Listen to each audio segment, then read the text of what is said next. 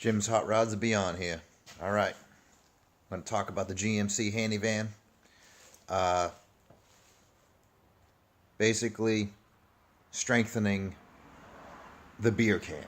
Okay, it's a rolling beer can. We know that. They never came with anything except 3 support beams in the roof, and then it's a corrugated sheet on top of that, and they weren't welded. It was glued in. So I'm gonna show you some supports to make this thing like a rolling tank. We're gonna show you what I've used. Okay, this right here on the vise is 3/4 inch 14 gauge square tube.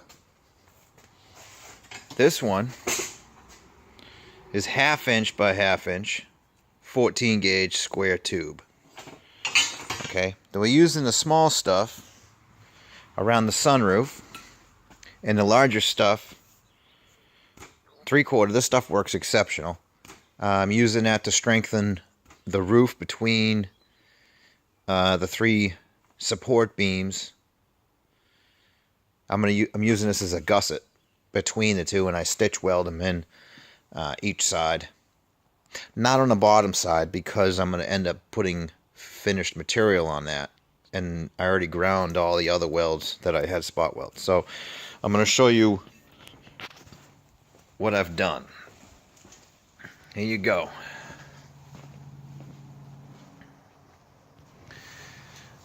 These right here with my finger, those are the original supports. You got 1, 2, 3. Okay. Here's the 3/4, and we weld those in. Again, not welding on the bottom. Okay.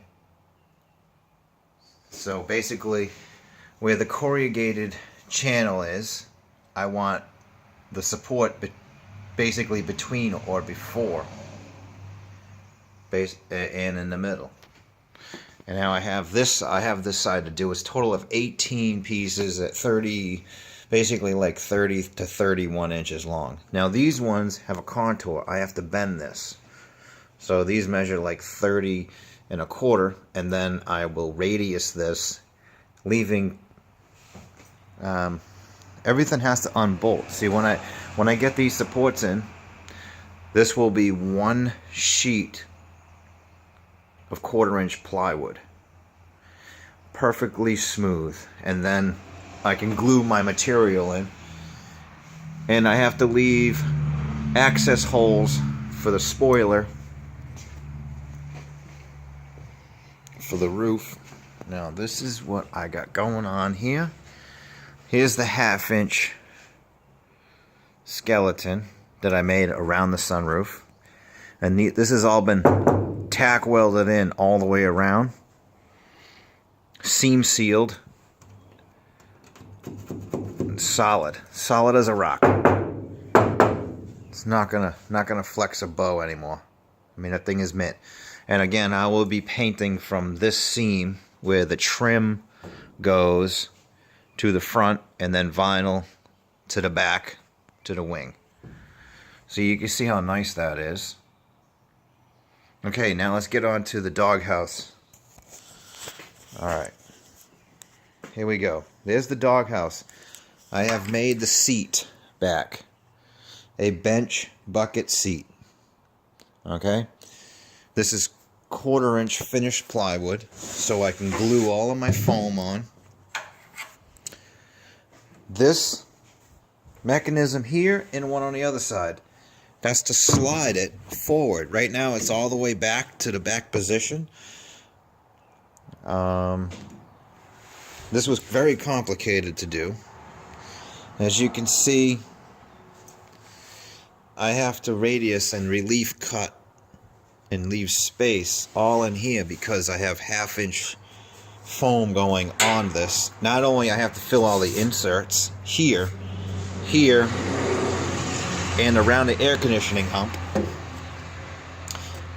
and once that's all smooth with foam, I put the leather on it, and you won't even know. It'll look factory. Now this 1/2 inch rail, and that one is the slider. Okay, the back of the headrest of the seat sits on top of these sliders with all the weight, and that, when you lift this, when you relieve these levers, that actually helps this whole seat to slide forward with ease. This is very, very complicated. Not only I have to leave enough room, like 1/8 of an inch room between the panels to allow the leather to wrap around, I have to have adequate clearance around here so this whole thing lifts up, which it does. Okay, so now let's go to the back side. The back side is not closed in yet. Again, I had to make everything removable. The doghouse removes on 3 pins on the hinge.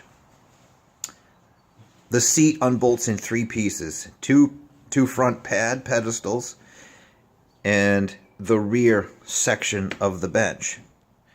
4 bolts on each side, all welded in with capture nuts. And you can see the basic frame that I had made. Now, the side of the frame, of the back of the seat, has to get plywood. The back side has to get plywood. And this is a big space all in here. I'm putting 2 8-inch subwoofers on the bottom side. One there, and the same thing on each side of the bottom side of the panel. In order for me to do that, this from here to here of this parallel all has to be sealed up. Not only I have to have wood on the outside, but I have to have wood just on the bottom side of this section, all wood on the inside. I have to make little pieces of wood all inside here. This is basically a sub box, and that will be seam sealed, airtight, for again 4 8-inch subwoofers. And you're asking yourselves, why did you do this? Because that right there, my friend, is a limousine partition glass coming out of that. I have a window actuator going right here. I have to weld that in. And there you go. There's the channel. That's the making of it, the channel. I have to cap this off with 1/2-inch plywood. Make the I have to router out the hole for the side of the for the glass, which is a black tint. And then all the way around, I will have a partition visor. Basically, it goes straight up around. You can see my vision. But everything works. So the doghouse is pretty much done. No more welding is required as far as I can see, unless I decide to put something else in there, but I don't think I will. Everything is attaching to the seat. The speaker system, all of the electric for the window is all going to be attached. The cable it'll be a hole here. The cables will run down along the side of the channel and then around to the front where the power is. Basically, straight up into the B pillar, and then through the channel all the way down through the A pillar, because that's what on factory cables go that way. So this one is empty, so I'll use this side. So the cable comes out of the seat, speakers and electric, comes around, goes straight up, and then down into the dash. Pretty simple, because I don't want anything on the floor, because this is all, these in between these corrugated sheets going to get insulation, and then the carpet's going to be flush on top of this, like I did to the front already. So you don't want to see too much wire. Since the cable I'm using is pretty flat, I can just tape it on that, in that little space right there. It'll come right down below here, and then tape it down the side with insulation tape.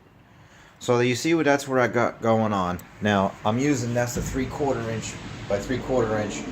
That's the 1/2 inch, 3/4, and then I also finished out the tubs. This is just a nice skim coat of filler, because I gotta put rug on that, so I have to have something really nice and smooth to glue down the carpet. And then this is going to be the tricky spot. I'm going to make a bench couch that turns into a bed, and it's going to tilt back and then slide out the back so we can sit at a tailgate. So that's going to be on a slider rail, and it's going to go all the way back when it turns into a couch. And then if you want to turn it to a bed, this you'll have to just pull out the wings and snap them in place, and then basically it'll all be cushioned just like this. I got one piece of foam coming in. I just have to finish seam sealing. I'm gonna weld this stuff up today, seam seal all the bridges in, let that dry for a couple weeks. Meanwhile, I'll get back to my truck, and this is what I mean. That's what I'm talking about. I'm jumping back and forth, between projects, between the truck and the van, because I'm letting one dry. The other one will dry, I'll go to that. This one will be dry, and by the time that dries, I go back and forth. So it's working out perfect, 50-50. Have a good day. Bye-bye.